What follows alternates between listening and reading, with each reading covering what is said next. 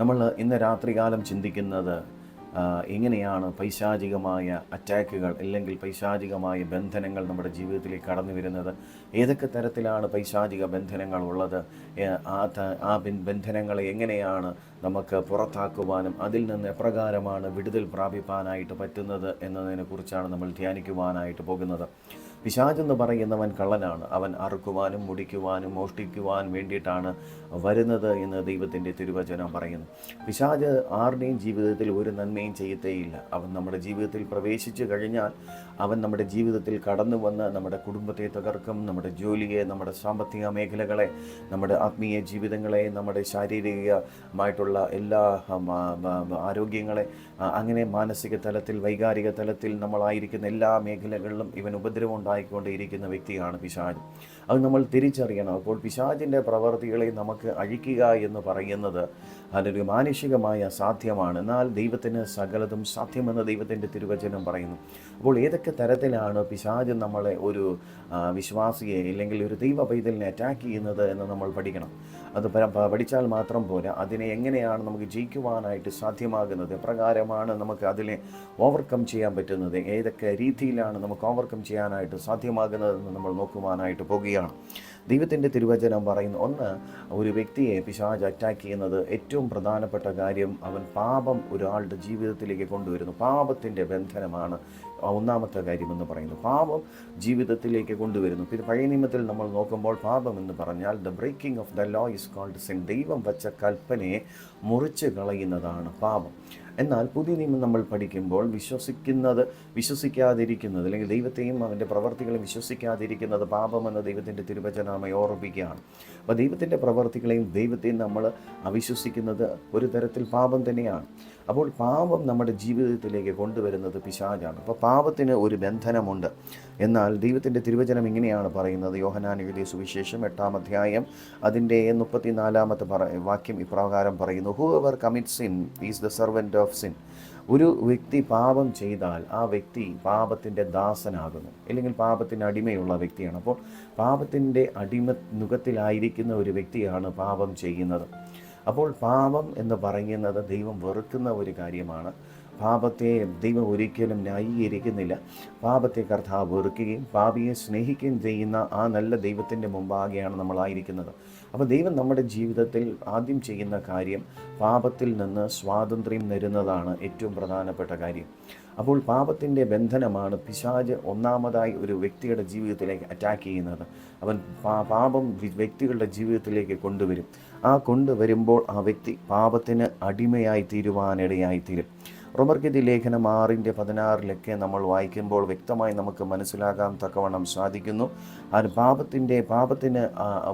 ചെയ്യുന്നത് കൊണ്ട് ആ വ്യക്തി മരണത്തിന് കാരണമായി തീരും. പാപത്തിൻ്റെ ശമ്പളം മരണമാണ്. പാപത്തിലേക്ക് ചെയ്യുന്ന ഒരു ആ വ്യക്തി ആത്മീയ മരണം അനുഭവിക്കാനിടയായി തീരും. നമുക്ക് കാണുവാനായിട്ട് സാധിക്കും. പഴയ നിയമത്തിൽ പല ഭാഗത്തിൽ ദൈവം വച്ച കൽപ്പനകളെ മുറിക്കുന്നത് കൊണ്ട്, അനുസരിക്കാത്തത് കൊണ്ട് മരണം അനുഭവിക്കുന്നത് നമുക്ക് കാണുവാനായിട്ട് സാധ്യമാണ്. അപ്പോൾ ദൈവത്തിൻ്റെ തിരുവചനത്തിൽ റോമർക്കെഴുതിയ ലേഖനം 6-ാമത്തെ അധ്യായം 23-ാമത്തെ വാക്യം പറയുന്നത് the wage of the sin is death എന്നാണ്. അപ്പോൾ ദൈവത്തിൻ്റെ പാപത്തിൻ്റെ പരിണിത ഫലം, അതിൻ്റെ വേജ് എന്ന് പറയുന്നത് ഡെത്താണ്, മരണമാണ്.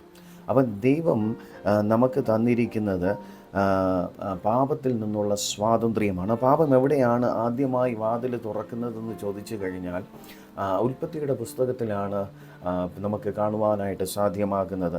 പാപത്തിനൊരു വാതിൽ തുറക്കുന്നത് ദൈവം തോട്ടത്തിൻ്റെ നടുവിൽ ആക്കി നട്ടിരുന്നതായിട്ടുള്ള വൃക്ഷത്തിൻ്റെ ഫലം കഴിക്കരുത് എന്ന് പറയുമ്പോൾ അത് കഴിക്കുകയും അങ്ങനെ പിശാചിൻ്റെ ശബ്ദത്തെ കേട്ടിട്ട് പിശാചിന് അടിമയാകുന്നത്, ഇല്ലെങ്കിൽ പാപം ചെയ്ത് തോട്ടത്തിൽ നിന്ന് പുറത്താകുന്നത് നമുക്കെല്ലാവർക്കും അറിയും. അവിടെയാണ് വാതിൽ തുറന്നു കൊടുത്തത്, പാപത്തിന് വേണ്ടിയിട്ടുള്ള ഒരു വാതിൽ തുറന്നു കൊടുത്തത് എന്ന് നമുക്ക് കാണുവാനായിട്ട് സാധ്യമാണ്.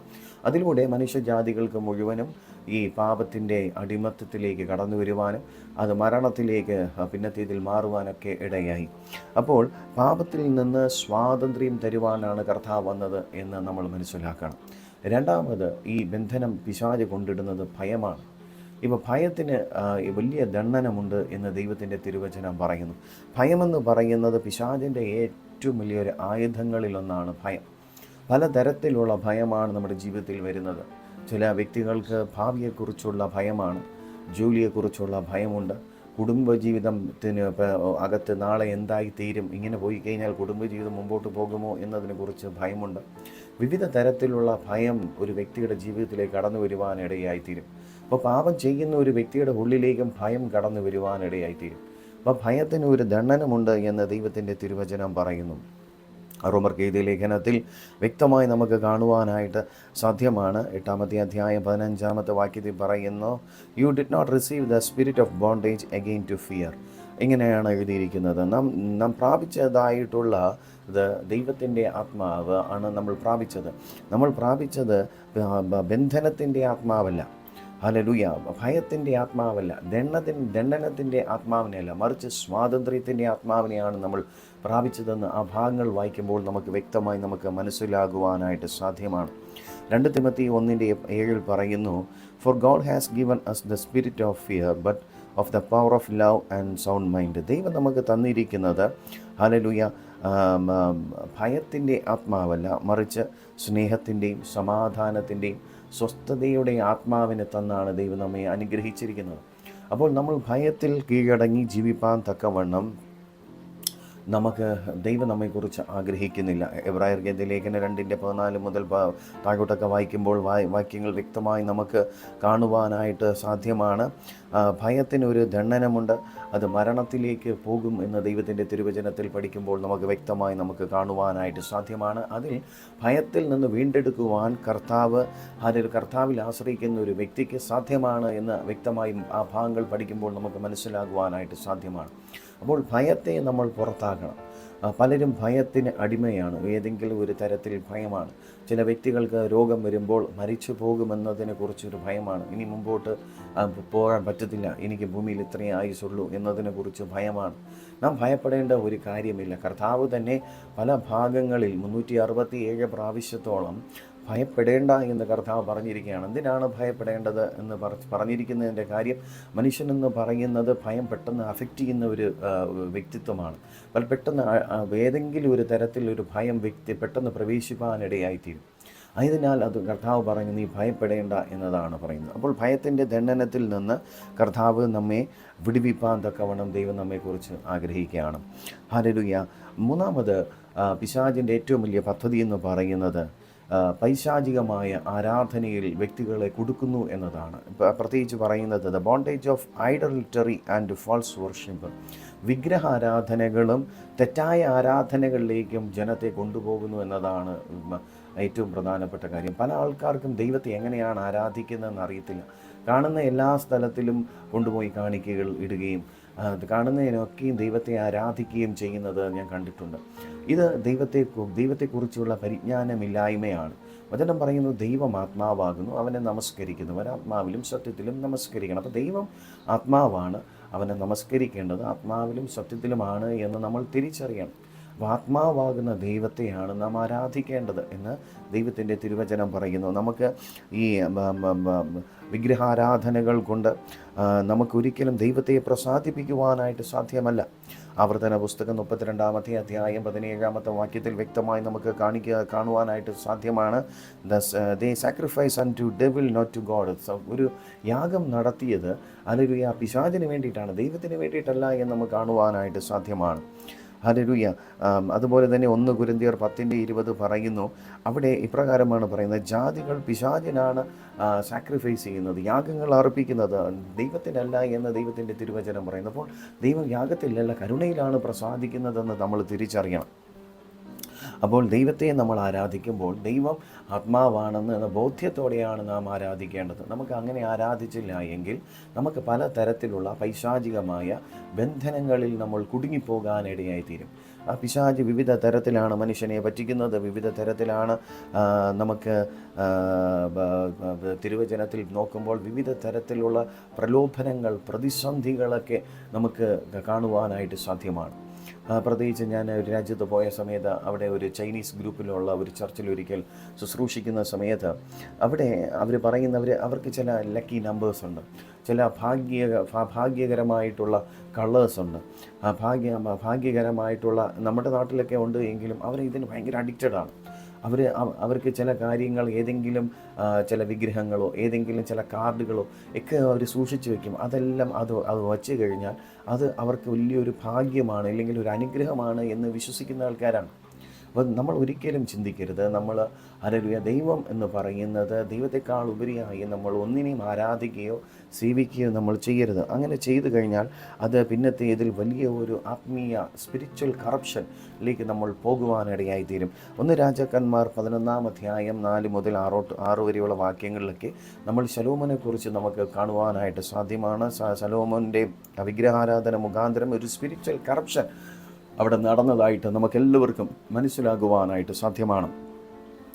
അപ്പോൾ 4-മത്തെ കാര്യമെന്ന് പറയുന്നത് bondage of deception and false doctrine, തെറ്റായ ഉപദേശങ്ങളും ചതിക്കുഴികളുമാണ്. പല തരത്തിലുള്ള ഉപദേശങ്ങൾ നമ്മൾ നോക്കുമ്പോൾ പല തരത്തിൽ ഉള്ള ഉപദേശങ്ങളുണ്ട്. അപ്പോൾ ഏതാണ് ഏറ്റവും നല്ല ഉപദേശം എന്ന് ചോദിച്ചു കഴിഞ്ഞാൽ പലർക്കും അറിയാനായിട്ട് പറ്റത്തില്ല.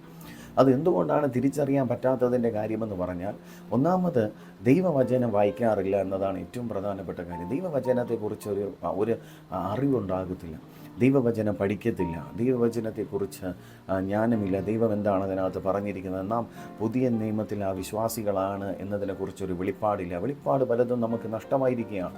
കാര്യം ദൈവവചനത്തെക്കുറിച്ച് നമുക്ക് പഠിക്കുവാനോ അതിനെക്കുറിച്ചുള്ള ആധികാരികമായിട്ടുള്ള കാര്യങ്ങളൊക്കെ അറിയുവാൻ താല്പര്യമില്ല. ഇപ്പോഴും പല കാര്യങ്ങൾ നമ്മൾ വിശ്വസിക്കുന്നു, പല തെറ്റിദ്ധാരണകൾ, ആരെങ്കിലുമൊക്കെ പറയുന്ന കാര്യങ്ങൾ വിശ്വസിച്ചാണ് മുമ്പോട്ട് പോകുന്നത്.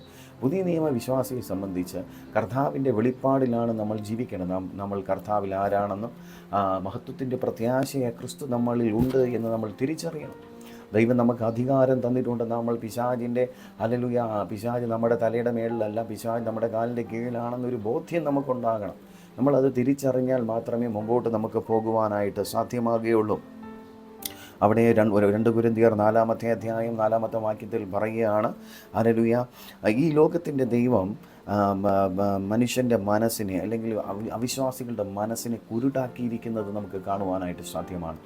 അപ്പോൾ മനുഷ്യൻ പലപ്പോഴും മനസ്സിനെ കുരുടാക്കുന്നത് പിശാചാണ്. കാര്യം സത്യത്തെ തിരിച്ചറിയാതെ വണ്ണം, ദൈവത്തിൻ്റെ വെളിപ്പാടുകളെക്കുറിച്ച് തിരിച്ചറിയാതെ വണ്ണം, തിരുവചനത്തിൻ്റെ ആഴമേറിയ സത്യത്തെ തിരിച്ചറിയാതെ വണ്ണം ഏതെങ്കിലും തരത്തിൽ ബന്ധനത്തിൽ കുടുക്കുവാനായിട്ട് പിശാച് എപ്പോഴും അവൻ തത്രപ്പെട്ട് അവൻ ഓടുന്നത് നമ്മൾ തിരിച്ചറിയണം.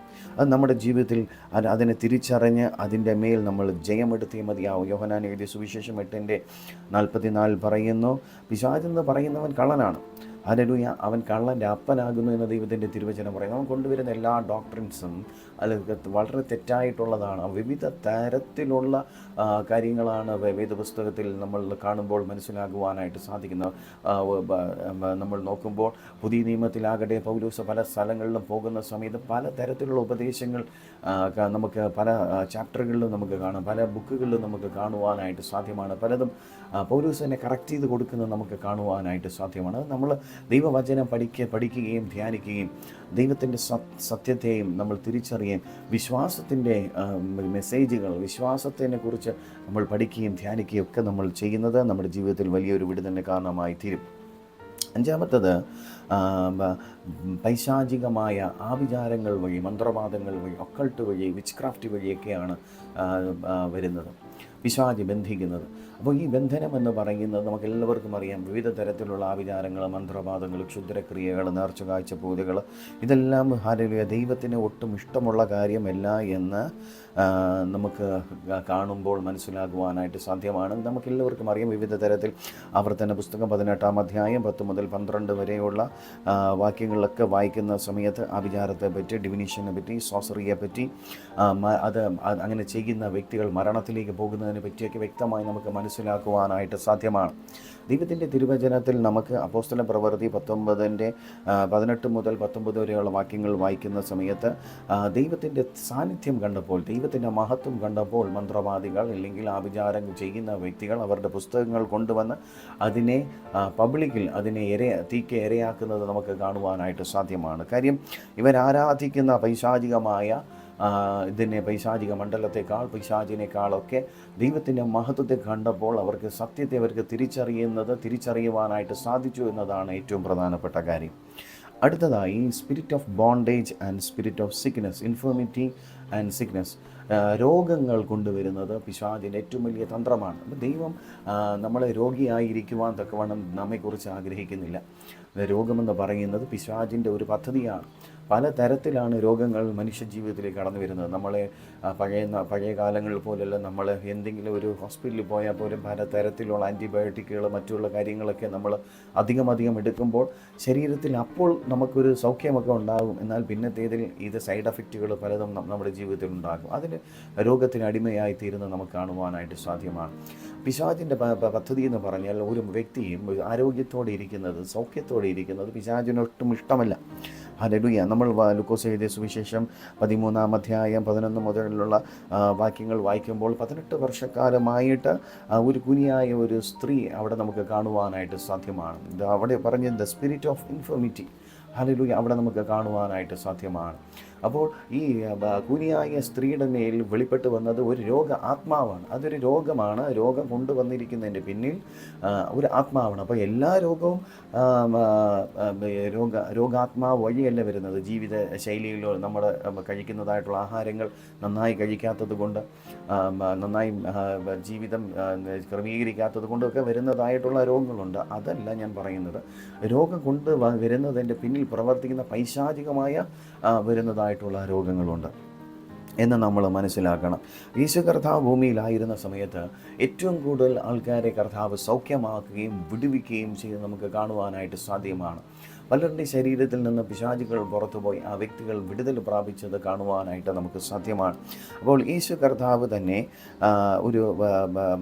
ഒരു വ്യക്തിയെ നമുക്ക് സൗഖ്യമാക്കും. 9-ാം അധ്യായം 32-ാമത്തെ വാക്യത്തിൽ ഒരു ഊമനായ ഒരു വ്യക്തിയെ സൗഖ്യമാക്കുന്നത് നമുക്ക് കാണുവാനായിട്ട് സാധ്യമാണ്. അപ്പോൾ അതിൻ്റെ പിന്നിൽ പ്രവർത്തിക്കുന്ന ഒരു പൈശാചിക മണ്ഡലമാണ്, പിശാചാണ്. ഇതൊക്കെ നമ്മൾ തിരിച്ചറിയണം. അപ്പോൾ ഇതിൽ നിന്നൊക്കെ നമ്മൾ വിടുതൽ പ്രാപിക്കണമെന്ന് നമ്മൾ ആഗ്രഹിക്കുകയും അതിനുവേണ്ടി നമ്മൾ പ്രാർത്ഥിക്കുകയും ചെയ്യണം. ഒരാൾ രോഗിയായി കിടക്കുന്നു, അപ്പോൾ ഇത് രോഗം കൊണ്ടുവന്നത് ദൈവമാണെന്ന് പറഞ്ഞുകൊണ്ട് നമ്മൾ ഇതിരിക്കാതെ ആ രോഗത്തിൻ്റെ മേലൊരു സൗഖ്യത്തിന് വേണ്ടി നമ്മൾ പ്രാർത്ഥിക്കണം. അപ്പോൾ സൗഖ്യത്തിൻ്റെ വേണ്ടി നമ്മൾ വിശ്വാസത്തോടുകൂടി പ്രാർത്ഥിക്കണം. സൗഖ്യം പ്രാപിക്കുന്നവരെയും നമ്മൾ പ്രാർത്ഥിക്കണം. ചില രോഗബന്ധനങ്ങൾ അഴിയുവാൻ ചിലപ്പോൾ സമയങ്ങൾ എടുത്തെന്ന് വരും. എന്നാൽ പോലും നമ്മൾ വിട്ടുകൊടുക്കാതെ നമ്മൾ അതിനു വേണ്ടി പ്രാർത്ഥിക്കുകയും ഒക്കെ നമ്മൾ ചെയ്യുകയാണെങ്കിൽ നിശ്ചയമായി അതിൻ്റെ മേൽ യേശു വലിയ അത്ഭുതങ്ങൾ പ്രവർത്തിക്കുവാനിടയായിത്തീരും. അടുത്തതായി ബോണ്ടേജ് ഓഫ് ദ മൈൻഡ്. നമ്മളെ ഈ മാനസികമായ തലത്തിൽ പിശാച് ബന്ധിക്കാറുണ്ട്. ഈ കാലഘട്ടത്തിലെല്ലാം വിവിധ തരത്തിൽ പിശാച് ബന്ധിക്കുന്നത് നമുക്ക് കാണുവാൻ സാധിക്കുമെങ്കിലും മനസ്സിനെ പെട്ടെന്ന് പിശാചിനെ അറ്റാക്ക് ചെയ്യാൻ പറ്റും. പിശാചിൻ്റെ ബാറ്റിൽ ഗ്രൗണ്ട് എന്ന് പറയുന്നത് മനസ്സാണ്. ഒരു വ്യക്തി എപ്പോൾ ഒരു പ്രവർത്തിക്കുന്ന മുമ്പും അവൻ ആദ്യം ചിന്തിച്ച് കഴിഞ്ഞ ശേഷമാണ് അവൻ പ്രവർത്തിക്കുന്നത്. അപ്പോൾ ആ നല്ല ചിന്തകളാണെങ്കിൽ അവിടെ പിശാചിന് പ്രവർത്തിക്കാൻ പറ്റത്തില്ല. അതുകൊണ്ടാണ് ദൈവത്തിൻ്റെ തിരുവചനം പറയുന്നത്, നിങ്ങൾ ഉയരത്തിലുള്ളത് തന്നെ ചിന്തിക്കണം. നമ്മൾ ഭൂമിയിലുള്ളതും അടുത്ത ആൾക്ക് പണി കൊടുക്കുന്നതും മറ്റുള്ളവനെ കുറിച്ച് കുറ്റം പറയുന്നതും മറ്റുള്ള ആൾക്കാർക്ക് വിരോധമായി പ്രവർത്തിക്കുവാൻ എഴുന്നേൽപ്പിക്കുന്നതും മറ്റുള്ള വ്യക്തികളുടെ ജീവിതത്തിൽ എങ്ങനെയൊക്കെ ഉപദ്രവം ഉണ്ടാക്കാനായിട്ട് ശ്രമിക്കുന്നതും മറ്റുള്ളവരുടെ വസ്തുവകളെ പിടിച്ചെടുക്കുവാനും മറ്റുള്ള കാര്യങ്ങളൊക്കെ എന്ന് വെച്ചാൽ പിശാചിൻ്റെ പ്രവൃത്തികൾ ചെയ്യുവാൻ വേണ്ടിയിട്ടുള്ള ചിന്തകൾ നമ്മുടെ മനസ്സിൽ നമ്മളെ ഇടം കൊടുക്കുകയാണെങ്കിൽ നിശ്ചയമായി അത് ബന്ധനത്തിലേക്ക് വഴി തുറന്നു കൊടുക്കും. അത് പൈശാചികമായ ബന്ധനത്തിലേക്ക് വഴി തുറക്കും. അത് നമുക്ക് ഒരിക്കലും നമ്മുടെ ജീവിതത്തിൽ അനുഗ്രഹത്തിന് കാരണമായി തീരുകയില്ല. 2 കൊരിന്ത്യർ 10:4 മുതലുള്ള 5 വരെയുള്ള വാക്യങ്ങൾ വായിക്കുമ്പോൾ നമുക്ക് വ്യക്തമായി നമുക്ക് കാണുവാനായിട്ട് സാധ്യമാണ്. അവിടെ എപ്രകാരം എഴുതിയിരിക്കും, നമ്മുടെ പോരിൻ്റെ ആയുധങ്ങളും ജഡികമല്ല, കോട്ടകൾ ഇടിപ്പാൻ ദൈവസന്നിധിയിൽ ശക്തിയുള്ളവ തന്നെ. അവയാൽ ഞങ്ങൾ സങ്കല്പങ്ങളും ദൈവത്തിൻ്റെ പരിജ്ഞാനത്തിന് വിരോധമായി വരുന്ന എല്ലാ ഉയർച്ചകളെയും ഇടിച്ചു കളഞ്ഞ് ഏത് വിചാരത്തെയും ക്രിസ്തു യേശുവിൻ്റെ അനുസരണത്താൽ പിടിച്ചടക്കി എന്ന് ദൈവത്തിൻ്റെ തിരുവചനം പറയുന്നു. അപ്പോൾ നമുക്ക് പോരാട്ടമുണ്ട്. നമ്മുടെ പോരാട്ടമുള്ളത് ജഡരക്തങ്ങളോടല്ല. നമ്മുടെ പോരിൻ്റെ ആയുധങ്ങളും ജഡീകമല്ല എന്ന് നമ്മൾ മനസ്സിലാക്കണം. അത് കോട്ടകളെ ഇടിപ്പാൻ ശക്തിയുള്ളതാണ്. അവയാൽ ഞങ്ങൾ സങ്കല്പങ്ങളും ദൈവത്തിൻ്റെ പരിജ്ഞാനത്തിന് വിരോധമായി ഉയർന്നു വരുന്ന എല്ലാ ചിന്തകളെയും ഇടിച്ചു കളഞ്ഞ് ഏത് വിചാരത്തെയും ക്രിസ്തുവേശുവിൻ്റെ അനുസരണത്താൽ നാം പിടിച്ചടക്കേണ്ടത് ആവശ്യമെന്ന് ദൈവത്തിൻ്റെ തിരുവചനം പറയുന്നു. അപ്പോൾ ക്രിസ്തുവേശുവിൻ്റെ അനുസരണത്താലാണ് നമ്മുടെ മനസ്സ് നടക്കേണ്ടത്. നമ്മൾ തിരിച്ചറിയേണ്ടത് ഏറ്റവും വലിയ ആവശ്യമാണ്. അപ്പോൾ നമ്മൾ ദൈവത്തിൻ്റെ തിരുവചനം പറയുകയാണ്. നമ്മൾ മാർക്കോസ് എഴുതിയ സുവിശേഷം 5:2-5 വരെയുള്ള വാക്യങ്ങൾ നമുക്ക് ഗദരദേശത്തിലുള്ള ആ വ്യക്തിയെ നമുക്ക് കാണുക. അവിടെ ഗദരദേശത്തിൽ അദ്ദേഹം മാനസികമായ തരത്തിൽ അറ്റാക്കിനാൽ, പൈശാചിക ബന്ധനത്താൽ, ഭൂതബന്ധനത്താൽ അകപ്പെട്ടു പോയ ഒരു സഹോദരനെ നമുക്ക് കാണുവാനായിട്ട് സാധ്യമാണ്. ദീർഘവർഷങ്ങൾ അനുഭവിച്ചതായിട്ടുള്ള വേദനകൾ, പ്രയാസങ്ങൾ നമുക്ക് ചിന്തിക്കുന്നതിനപ്പുറമാണ്. ഒരു മനുഷ്യന് നമ്മുടെ മനസ്സുകൊണ്ട് നമ്മൾ ചിന്തിച്ചു കഴിഞ്ഞാൽ നമുക്ക് ചിന്തിക്കാൻ പറ്റുന്നില്ല. കല്ലറകളിൽ പാർക്കുകയും ശരീരത്തെ നശിപ്പിക്കുകയും ചെയ്യുമ്പോൾ തൻ്റെ ചങ്ങല ഒരു മനുഷ്യന് പോലും പിടിച്ച് കെട്ടുവാൻ പറ്റാതെ വണ്ണം അവൻ കല്ലറകളിൽ പാർക്കുകയാണ്. ഒരു ഭയമുണ്ടാക്കിയിരുന്ന ഒരു വ്യക്തിയാണ്. ആ വ്യക്തിയെ ദൈവം വിടുവിക്കുന്നത് നമുക്ക് കാണുവാനായിട്ട് സാധ്യമാണ്. നമ്മൾ 1 ശമൂവേൽ 16:14 നമ്മൾ വായിക്കുമ്പോൾ ശൗൽ ഒരു പൈശാചികമായ ബന്ധനത്തിൽ അകപ്പെട്ടു പോകുന്നത് നമുക്ക് കാണുവാനായിട്ട് സാധ്യമാണ്. അതും മാനസികമായ മേഖലകളിൽ നമുക്ക് അവിടെ കാണുവാനായിട്ട് സാധ്യമാണ്. അപ്പോൾ മനസ്സിനെ അറ്റാക്ക് ചെയ്യുന്ന പിശാചിൽ നിന്ന് നമ്മൾ വിടുതൽ ഏറ്റെടുക്കണം എന്ന് നമ്മൾ മനസ്സിലാക്കണം. അടുത്തതായി സ്പിരിറ്റ് ഓഫ് അഡിക്ഷൻ. അപ്പോൾ അഡിക്ഷൻ കൊണ്ടുവരുന്ന, ആസക്തികൾ കൊണ്ടുവരുന്ന, അടിമയാക്കുന്ന ചില പൈശാചികമായ ബന്ധനങ്ങളുണ്ട് എന്ന് നമ്മൾ തിരിച്ചറിയണം. ഇപ്രകാരമാണ് പറയുന്നത്, ദൈവത്തിൻ്റെ തിരുവചനം പറയുന്നു.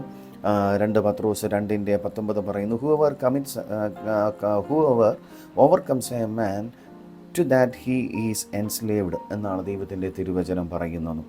അപ്പോൾ ദൈവത്തിൻ്റെ തിരുവചനം വായിക്കുമ്പോൾ നമുക്ക് കാണുവാനായിട്ട് സാധ്യമാണ് വിവിധ തരത്തിലുള്ള അഡിക്ഷൻസ് ഉണ്ട്. അത് ലസ്റ്റിൻ്റെ മേലുള്ള അഡിക്ഷൻ, അശുദ്ധിയുടെ മേൽ ഉള്ള അഡിക്ഷൻ,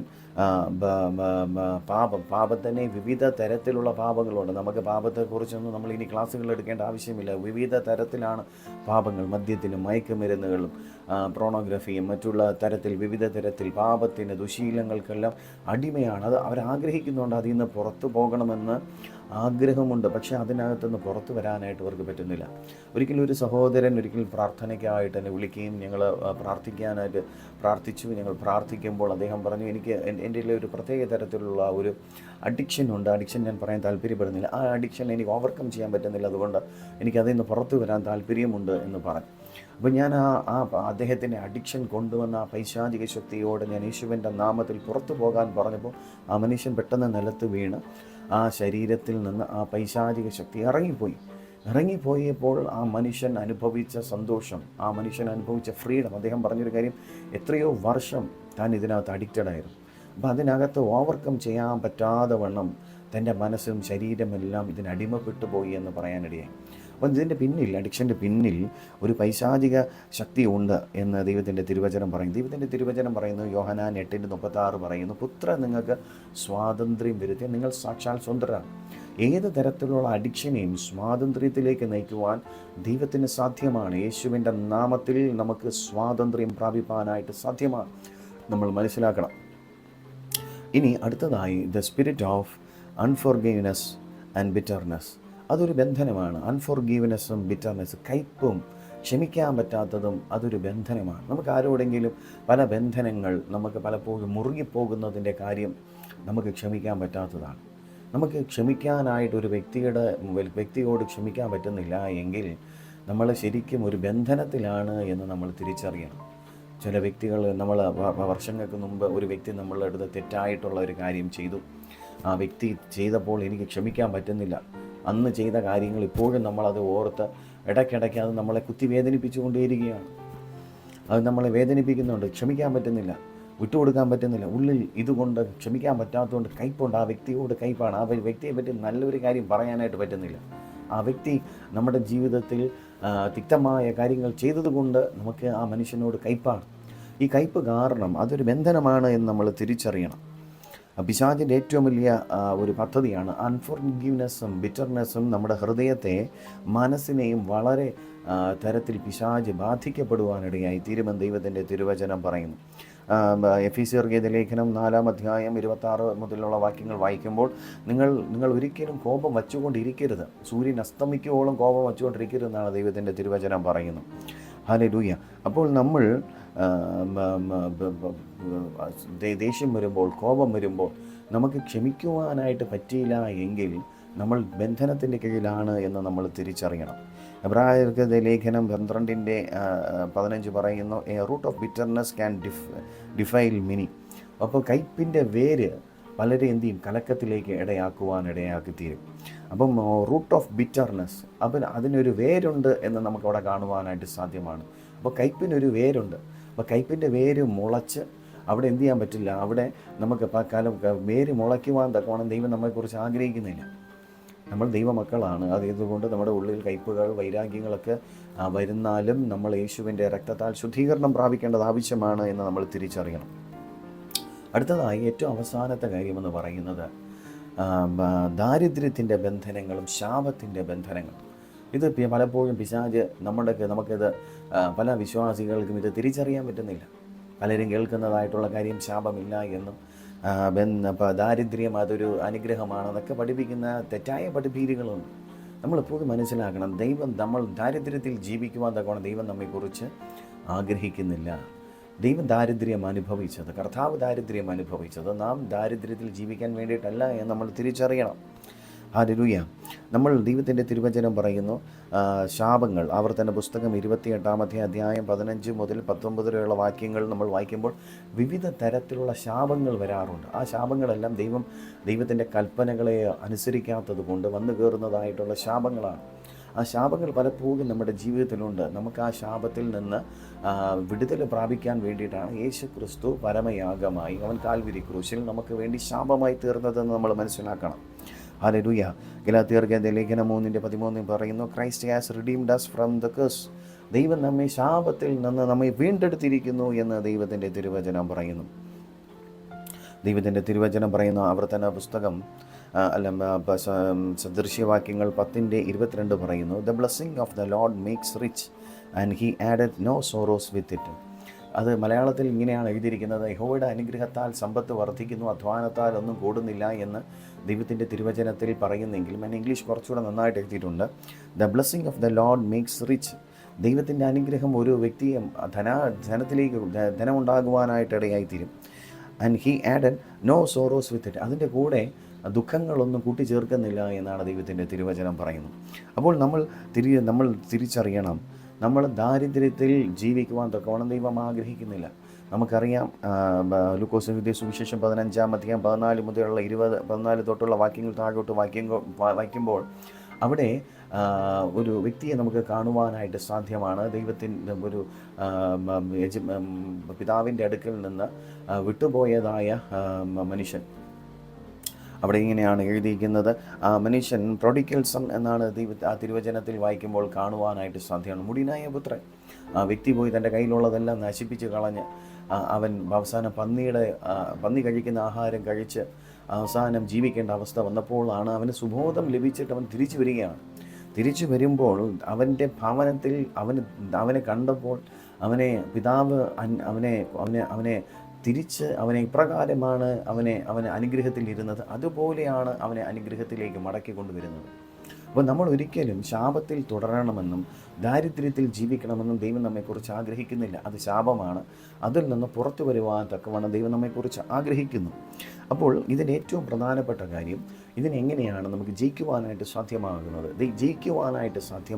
ഒന്ന്, ഹല്ലേലൂയ, ഏറ്റവും പ്രധാനപ്പെട്ട കാര്യം മാനസാന്തരപ്പെടുക എന്നാണ്. അപ്പോൾ നമ്മൾ പലപ്പോഴും മാനസാന്തരപ്പെടുക എന്ന് പറയുമ്പോൾ നമ്മൾക്ക് ചിന്തിക്കുന്ന ഒരു കാര്യം, ഞാൻ യേശുവിനെ സ്വന്തം രക്ഷകനെ കർത്താവുമായി സ്വീകരിക്കുന്ന സമയത്ത് ആ നിമിഷം നമ്മുടെ പാപങ്ങളെല്ലാം ഏറ്റുപറഞ്ഞതാണല്ലോ, അതുകൊണ്ട് ഇനി എന്തിനാണ് പാപങ്ങളെ ഏറ്റുപറയേണ്ടത് എന്ന് പലപ്പോഴും ചിന്തിക്കുന്ന വ്യക്തികളുണ്ട്. മനസാന്തരം എന്ന് പറയുന്നത് അത് ഒരു സമയം കൊണ്ട് നിൽക്കുന്ന കാര്യമല്ല. അത് നമുക്ക് ജീവിതത്തിൽ എപ്പോഴും ആവശ്യമുള്ള കാര്യമാണ്. നമ്മൾ ഏതൊക്കെ മേഖലകളിലാണ് മാനസാന്തരപ്പെടേണ്ടത് എന്ന് നമ്മൾ ദൈവവചനം വായിക്കുമ്പോൾ നമ്മളത് തിരിച്ചറിയുകയും ആ മേഖലകളിലൊക്കെ നമ്മുടെ ജീവിതത്തിൽ മാനസാന്തരം വന്നുകൊണ്ടേ ഇരിക്കേണ്ടത് ആവശ്യമാണ് എന്ന് ദൈവത്തിൻ്റെ തിരുവചനം പറയുകയാണ്. അപ്പോൾ നമ്മൾ മാനസാന്തരപ്പെടുക മാത്രമല്ല, അപ്പോസ്തല പ്രവൃത്തി 3:19 അടിസ്ഥാനപ്പെടുത്തിയാണ് ഞാൻ ഈ പറയുന്നത്. അപ്പം നമ്മൾ മാനസാന്തരപ്പെട്ടിട്ട് നമ്മുടെ പാപങ്ങളെ നമ്മൾ ഏറ്റുപറയണം, നമ്മൾ ഉപേക്ഷിക്കണം. നമുക്ക് കയ്പുണ്ട്, വൈരാഗ്യമുണ്ട്, വിദ്വേഷമുണ്ട്, കർത്താവ് ഞാൻ ചെയ്തു പോയി. ഒരുവൻ പാപം ചെയ്താൽ നമുക്ക് പാപത്തിന് വേണ്ടി പരിഹരിക്കുവാനായിട്ട് നമുക്ക് ഒരു പിതാവുണ്ട് നമ്മൾ തിരിച്ചറിയണം. നമ്മെ മനസ്സിലാക്കുന്ന ഒരു ദൈവമുണ്ട്. അവൻ നമ്മുടെ കർത്താവും രക്ഷകനുമാണ്. നമ്മൾ പാപത്തിൽ തുടരണമെന്ന് ദൈവം ആഗ്രഹിക്കുന്നില്ല. പാപത്തിൻ്റെ ബന്ധനത്തിൽ നിന്ന് പുറത്തു കൊണ്ടുവരുവാൻ, പിശാചിൻ്റെ ബന്ധനത്തിൽ നിന്ന്, അടിമ നുഖത്തിൽ നിന്ന് പുറത്തു വരുവാൻ ദൈവം നമ്മെക്കുറിച്ച് ആഗ്രഹിക്കുകയാണ്. അതുകൊണ്ട് നമ്മൾ പാപങ്ങളെ നമ്മൾ ഏറ്റുപറയുകയും ദൈവസന്നിധിയിൽ നമ്മളെ തന്നെ ഒന്ന് ശുദ്ധീകരണത്തിന് വേണ്ടി ഏൽപ്പിച്ചു കൊടുക്കുകയും ചെയ്യണം. രണ്ടാമത്തെ കാര്യമെന്ന് പറയുന്ന റോമർക്കെഴുതിയ ലേഖനം 10:9-10 നമ്മുടെ കർത്താവായ യേശു ക്രിസ്തുവിനെ നമ്മൾ ഹൃദയം കൊണ്ട് വിശ്വസിച്ച് വായ കൊണ്ട് ഏറ്റുപറയുകയും ചെയ്യണം. നാം യേശുവിനെ സ്വന്തം രക്ഷകനും കർത്താവുമായി സ്വീകരിച്ചില്ല എങ്കിൽ നമുക്ക് നിത്യതയിൽ നമുക്ക് പ്രവേശിക്കുവാനായിട്ട് പറ്റത്തില്ല. അപ്പോൾ ഹൃദയം കൊണ്ട് നമ്മൾ വിശ്വസിക്കണം, വായിക്കൊണ്ട് നമ്മൾ രക്ഷയ്ക്കായി നമ്മൾ ഏറ്റുപറയണം. എന്നിട്ട് മർക്കോസ് എഴുതിയ സുവിശേഷം 11:25 പറയുന്നത് പോലെ നമ്മുടെ ഉള്ളിലുള്ള കയ്പുകൾ, നമ്മുടെ വൈരാഗ്യങ്ങൾ, വിദ്വേഷങ്ങൾ നമ്മളെ പുറത്താക്കണം. നമ്മൾ അതിനോട് ഹൃദയപൂർവ്വം ക്ഷമിക്കുവാൻ നമുക്കൊരു മനസ്സുണ്ടാകണം. എൻ്റെ ജീവിതത്തിലും പല കാര്യങ്ങൾ മറ്റുള്ളവർ വേദനിപ്പിച്ചപ്പോൾ എനിക്ക് ക്ഷമിക്കുവാൻ, എനിക്ക് പലപ്പോഴും മറക്കുവാനൊക്കെ വളരെ ബുദ്ധിമുട്ടാണ്. ഞാനങ്ങനെ ഇരുന്ന സമയത്ത് പരിശുദ്ധാത്മാവിനോട് പറഞ്ഞു, പരിശുദ്ധാത്മാവെ അങ്ങനെ സഹായിക്കണം, എൻ്റെ ഹൃദയത്തിലുള്ള മുറിവുകൾ എന്നെ കർത്താവ് സൗഖ്യമാക്കണം. പരിശുദ്ധാത്മാവിൻ്റെ കരത്തിലേക്ക് ഞാൻ ഏൽപ്പിച്ചു കൊടുത്തു. കർത്താവിനെ വിടുവിപ്പാനിടയായി തീർന്നു. ഹല്ലേലൂയ. നമുക്ക് അടുത്തതായി നമുക്ക് പൈശാചികമായ എന്തെങ്കിലും പ്രവൃത്തികൾ നാം ചെയ്യുന്നുണ്ട് എങ്കിൽ, അല്ലെങ്കിൽ പിശാചിന് എന്തെങ്കിലും നേർച്ചകൾ, കാഴ്ചകൾ, പൂജകൾ, മറ്റുള്ള വഴിപാടുകൾ നമ്മൾ ചെയ്യുന്നുണ്ട്, അങ്ങനത്തെയുള്ള കാര്യങ്ങൾ, അങ്ങനെയുള്ള വസ്തുക്കൾ, അങ്ങനെയുള്ള കാര്യങ്ങൾ നമ്മുടെ ഭവനത്തിലുണ്ട് എങ്കിൽ അതിനെല്ലാം നമ്മൾ എടുത്ത് അതിനെ നശിപ്പിച്ച് കളയണം. നമ്മുടെ ഭവനം എന്ന് പറഞ്ഞാൽ ശാപത്തിൻ്റെ ഭവനമല്ല, അനുഗ്രഹത്തിൻ്റെ ഭവനമാണ്. അപ്പം ശാപകരമായ ഒരു വസ്തുക്കൾ നിങ്ങളുടെ ഭവനത്തിൽ ഉണ്ടാകാൻ പാടില്ല. വിഗ്രഹങ്ങൾ, മറ്റുള്ള കാര്യങ്ങൾ, ഇങ്ങനെ ദൈവത്തിന് ഇഷ്ടമില്ലാത്തതൊന്നും നമ്മുടെ ഭവനത്തിനകത്ത് വയ്ക്കുവാനായിട്ട് പാടില്ല. നമ്മളതിനെല്ലാം പുറത്താക്കുവാനായിട്ട് നമ്മൾ ഇടയായി തീരണം. എന്നിട്ട് പരിശുദ്ധാത്മാവിൽ നമ്മൾ പ്രാർത്ഥിക്കണം. പരിശുദ്ധാത്മാവിൻ്റെ സഹായത്തെ നമ്മൾ ചേർന്ന് നമ്മൾ ഒരു വിടുതലിന് വേണ്ടിയിട്ട് പരിശുദ്ധാത്മാവിൻ്റെ കരത്തിലേക്ക് ഏൽപ്പിച്ചു കൊടുക്കുക. കർത്താവേ, അങ്ങയുടെ ആത്മാവിനാൽ എന്നെ വിടുവിക്കണമെന്ന് പറഞ്ഞ് വളരെ പ്രാർത്ഥനയോടെ ഇരിക്കുമ്പോൾ ദൈവത്തിൻ്റെ ആത്മാവ് നമ്മെ വിടുവിപ്പാനിടയായിത്തീരും. നമ്മുടെ മനസ്സും നമ്മൾ രൂപാന്തരപ്പെടുത്തണം.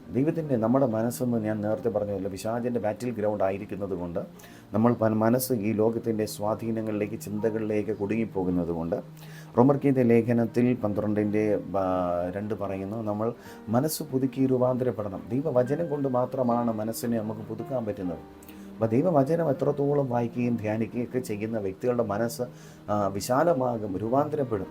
ഇല്ല എങ്കിൽ നമ്മുടെ മനസ്സിലുള്ള കുരുട്ട് ചിന്തകൾ, ഇടുങ്ങിയ ചിന്തകൾ, മറ്റുള്ള മനസ്സുകളൊന്നും വിശാലമാകാത്ത ചിന്തകളാണ്. അങ്ങനെയുള്ള ചിന്തകളൊക്കെ ദൈവത്തിന് പ്രവർത്തിക്കുവാനുമായിട്ട് വളരെ പാടാണ്.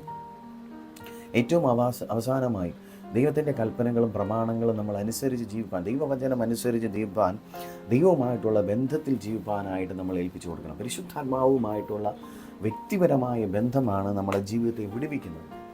ആ ഒരു ബന്ധത്തിലേക്ക് നമ്മൾ കടന്നു വരുവാനായി നമ്മളെ തന്നെ ഒന്ന് ഏൽപ്പിച്ചു കൊടുത്ത് പ്രാർത്ഥിക്കണം. അങ്ങനെയെങ്കിൽ നിശ്ചയമായി ദൈവം നമ്മെ വിടുവിപ്പാനിടയാകും. ഈ പൈശാചികമായ ബന്ധനങ്ങൾ നമ്മൾ ഇത്രയും നേരം കേൾക്കുകയുണ്ടായി. വിവിധ തരത്തിലുള്ള പൈശാചിക ബന്ധനങ്ങളുണ്ട്. അപ്പോൾ ഈ ബന്ധനത്തിൽ നമ്മൾ കുടുങ്ങിപ്പോയി ജീവിതം തകർന്ന് തരിപ്പണമാകുവാൻ തക്കവണ്ണം ദൈവം നമ്മെക്കുറിച്ച് ആഗ്രഹിക്കുന്നില്ല. നമ്മെ വിടുവിച്ച് തൻ്റെ പുത്രനായിരിക്കുന്ന ക്രിസ്തുവിനോട് ചേർത്ത് നിൽക്കുവാൻ തക്കവണ്ണം ദൈവം നമ്മെക്കുറിച്ച് ആഗ്രഹിക്കുകയാണ്. കർത്താവിൻ്റെ സ്വഭാവം നമ്മളിലേക്ക് വെളിപ്പെട്ട് വരണം. ഇല്ലാതെ പിശാചിൻ്റെ സ്വഭാവം ഉള്ള വ്യക്തികളായിട്ടല്ല. പല വ്യക്തികളും രക്ഷിക്കപ്പെട്ടിട്ടും യേശുവിനെ സ്വന്തം രക്ഷകനും കർത്താവുമായി സ്വീകരിച്ചിട്ടും പലരും നമുക്ക് അങ്ങോട്ട് അടുക്കാൻ തോന്നാത്തതിൻ്റെ കാര്യം, പലരെയും ജീവിതത്തിൽ നമ്മൾ പരിശോധിക്കുമ്പോൾ അവരുടെ സ്വഭാവം പൈശാചികമായ സ്വഭാവമാണ്. ദൈവത്തിൻ്റെ സ്വഭാവം അവരിൽ നിന്ന് വെളിപ്പെട്ട് വരുന്നത് നമ്മൾ കണ്ടിട്ടേയില്ല. അതുകൊണ്ട് ദൈവിക സ്വഭാവം നമ്മളിലേക്ക് വെളിപ്പെട്ട് വരണമെങ്കിൽ കയ്പ്, വൈരാഗ്യം, വിദ്വേഷം എല്ലാം നമ്മളിൽ നിന്ന് പുറത്താക്കണം. ഇതിന് ഏറ്റവും പ്രധാനപ്പെട്ട കാര്യം, നമുക്കൊരു രോഗമുണ്ട് എങ്കിൽ, ഏറ്റവും അവസാനമായി പറഞ്ഞാൽ നിർത്താം, നമുക്കൊരു രോഗമുണ്ട് എങ്കിൽ നമ്മൾ തന്നെ വാഗൊണ്ട് പറയണം, ഞാൻ ഈ ദൈവ പൈതലാണ്, ഞാൻ യേശുവിൻ്റെ രക്തത്താൽ വീണ്ടെടുക്കപ്പെട്ട പൈതലാണ് എന്ന് നമ്മൾ വാഗൊണ്ട് വിശ്വാസത്തോട് പറയണം. എന്നിട്ട് നമ്മുടെ ശരീരത്തുള്ള രോഗശക്തിയോട് യേശുവിൻ്റെ നാമത്തിൽ, രോഗമേ നിനക്ക് എൻ്റെ മേൽ അധികാരമില്ല, എൻ്റെ യേശു എനിക്ക് വേണ്ടി കാൽവരി ക്രൂശിൽ അവൻ തകർക്കപ്പെട്ടത് എൻ്റെ വിടുതലിന് വേണ്ടിയിട്ടാണ്, ആയതിനാൽ നിനക്ക് എൻ്റെ ശരീരത്തിൽ പ്രവേശനമില്ല എന്ന് പറഞ്ഞ് നമ്മൾ ആ ശാപത്തെ, ആ പൈശാചിക ശക്തിയെ, ആ രോഗത്തിൻ്റെ ആത്മാവിനെ ഞാൻ യേശുവിൻ്റെ നാമത്തിൽ പുറത്തു പോകാൻ കൽപ്പിക്കുന്നു എന്ന് വാഗൊണ്ട് നിങ്ങൾ പറയണം.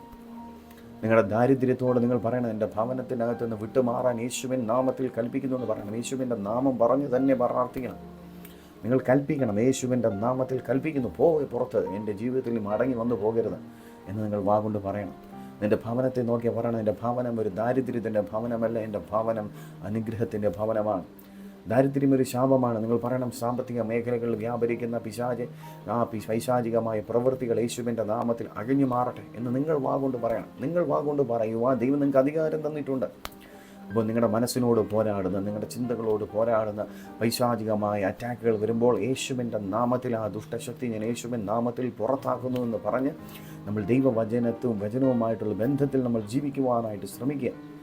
ഏറ്റവും അവസാനമായി നമുക്ക് ദൈവിക കൂട്ടായ്മകൾ വേണം. വിശ്വാസത്തിൽ വളരണമെങ്കിൽ കൂട്ടായ്മകൾ ആവശ്യമാണ്. ആ കൂട്ടായ്മയാണ് നമ്മളെ മുമ്പോട്ട് കൊണ്ടുപോകുന്നത്. വിശ്വാസത്തിൽ പിശാചിനെ പറ്റി പറയുന്ന കാര്യങ്ങളല്ല, ബന്ധനമുണ്ട്, കെട്ടുണ്ട് എന്നൊക്കെ പറഞ്ഞ് നമ്മളെ ഉത്സാഹിപ്പിക്കുന്നതല്ല, നമ്മളെ സ്വാതന്ത്ര്യത്തിലേക്ക് നയിക്കുന്നതും പരിശുദ്ധാത്മാവിലേക്ക് നമ്മെ നയിക്കുന്നതും പരിശുദ്ധാത്മാവും ദൈവവുമായിട്ടുള്ള ബന്ധത്തിലേക്ക് നയിക്കുന്ന വ്യക്തികളുമായിട്ടുള്ള ഒരു ബന്ധം നമ്മുടെ ജീവിതത്തിലുണ്ടാകണം. അങ്ങനെയാണ് നമുക്ക് ഈ വിടുതൽ നമുക്ക് നിർത്തുവാനായിട്ട് സാധ്യമാകുന്നത്. ഈ നല്ല രാത്രികാലം ഞാൻ നിങ്ങൾക്കായിട്ട് പ്രാർത്ഥിക്കാം. ഈ പൈശാചിക ബന്ധനത്തിൽ കുടുങ്ങിപ്പോയിട്ടുണ്ട് എങ്കിൽ, കയ്പുകൾ, വൈരാഗ്യങ്ങൾ, വിദ്വേഷങ്ങൾ, ദാരിദ്ര്യങ്ങൾ, ശാപങ്ങൾ നിങ്ങളുടെ ജീവിതത്തിലുണ്ടെങ്കിൽ നിങ്ങളതൊന്ന് തിരിച്ചറിഞ്ഞ് നിങ്ങൾ ദൈവത്തോട് പ്രാർത്ഥിക്കാമോ? നമുക്കെല്ലാ കണ്ണുകളും അടച്ച് ഒരു നിമിഷം നമുക്ക് ദൈവത്തോട് പ്രാർത്ഥിക്കാം. യേശുവേ, എൻ്റെ ജീവിതം, എൻ്റെ കുടുംബത്തെ ഞാൻ സമർപ്പിക്കുന്നു. എൻ്റെ വ്യക്തിപരമായ ജീവിതത്തെ ഞാൻ അങ്ങയുടെ കരങ്ങളിലേക്ക് സമർപ്പിക്കുകയാണ്. എൻ്റെ ജീവിതത്തെ കർത്താവ് രൂപാന്തരപ്പെടുത്തണമെന്ന് ഒരു വാക്ക് പറയാമോ? ഞാൻ നിങ്ങൾക്കായിട്ട് പ്രാർത്ഥിക്കാം. നല്ല ദൈവമേ, സ്വർഗീയ പിതാവേ, എന്നോട് ചേർന്ന് പ്രാർത്ഥിക്കുന്ന പ്രിയ സഹോദരനായി സഹോദരിക്കായി ഞാൻ പ്രാർത്ഥിക്കുന്നു. കർത്താവ്, ഈ രാത്രികാലം അവരുടെ ജീവിതത്തിൽ വലിയ ഒരു വിടുതൽ കർത്താവ് അയക്കണം. കർത്താവ്, കടന്നു വന്ന എല്ലാവരുടെ ജീവിതത്തിൽ വലിയൊരു വിടുതലയക്കണം. ഈ ശബ്ദം ശ്രവിക്കുന്ന എല്ലാവരുടെ ജീവിതത്തിനകത്ത് വലിയൊരു സ്വാതന്ത്ര്യത്തെ കർത്താവ് അയക്കണം. ഒരു പൈശാചിക ബന്ധനത്തിൽ കുടുങ്ങിയിരിക്കുന്ന കാലങ്ങളും വർഷങ്ങളും പാഴാക്കി കളയാതെ യേശുവിൻ്റെ നാമത്തിൽ ആ ബന്ധനങ്ങളിൽ നിന്ന്, കെട്ടുകളിൽ നിന്ന് പുറത്തു പോകാൻ, യേശുവിൻ്റെ നാമത്തിൽ വിടുതൽ പ്രാപിപ്പാൻ യേശുവിൻ്റെ നാമത്തിൽ ഞാൻ കൽപ്പിച്ചു പ്രാർത്ഥിക്കുകയാണ്. പൈശാചിക ബന്ധനത്തിൽ നിന്ന് വിടുതലുണ്ടാകട്ടെ. ബന്ധനത്തിൽ നിന്ന്, പൈശാചിക കെട്ടുകളിൽ നിന്ന് യേശുവിൻ്റെ നാമത്തിൽ രാത്രികാലം വിടുതലുണ്ടാകട്ടെ. ഈ ശബ്ദം ശ്രവിക്കുമ്പോൾ തന്നെ അവരുടെ ഭവനത്തിൽ ദാരിദ്ര്യങ്ങൾ യേശുവിൻ്റെ നാമത്തിൽ, ദാരിദ്ര്യം കൊണ്ടുവിടുന്ന, ഞെരുക്കങ്ങൾ കൊണ്ടിടുന്ന, കടബാധ്യതകൾ കൊണ്ടിടുന്ന എല്ലാ പൈശാചിൻ്റെ പ്രവൃത്തികളും യേശുവിൻ്റെ നാമത്തിൽ അഴിഞ്ഞു പോകാൻ കൽപ്പിക്കുന്നു. യേശുവിൻ്റെ നാമത്തെ, ശാപത്തെ ഞങ്ങൾ യേശുവിൻ്റെ നാമത്തിൽ ബ്രേക്ക് ചെയ്യുന്നു. ദാരിദ്ര്യം എന്ന ശാപത്തെ ഞങ്ങൾ ബ്രേക്ക് ചെയ്യുന്നു. ആ രോഗബന്ധനങ്ങളെ ഞങ്ങൾ യേശുവിൻ്റെ നാമത്തിൽ ഞങ്ങൾ ബ്രേക്ക് ചെയ്യുന്നു. രോഗത്തിൻ്റെ കെട്ടുകളെ ഞങ്ങൾ യേശുവിൻ്റെ നാമത്തിൽ ബ്രേക്ക് ചെയ്യുന്നു. കർത്താവേ, യേശുവിൻ്റെ നാമത്തിൽ ശരീരത്തിൽ അനുഭവിക്കുന്ന വിവിധ തരത്തിലുള്ള രോഗങ്ങളും രോഗശക്തികളും യേശുവിൻ്റെ നാമത്തിൽ അഴിഞ്ഞു പോകാൻ കൽപ്പിക്കുന്നു. യേശുവിൻ്റെ നാമത്തിൽ ഒരു വലിയൊരു വിടുതൽ വെളിപ്പെട്ട് വരട്ടെ. സൗഖ്യം കർത്താവ് അയക്കണം. വലിയൊരു വിടുതലയക്കണം. പരിശുദ്ധാത്മാവിൻ്റെ ശക്തി വ്യാപരിക്കണം. യേശുവിൻ നാമത്തിൽ പ്രാർത്ഥിക്കുകയാണ്. കർത്താവ് ഒരു വലിയൊരു വിടുതലയക്കണമെന്ന് പ്രാർത്ഥിക്കുന്നു. ഈ രാത്രികാലം കർത്താവെ ഞങ്ങൾ പ്രാർത്ഥിക്കുന്നു.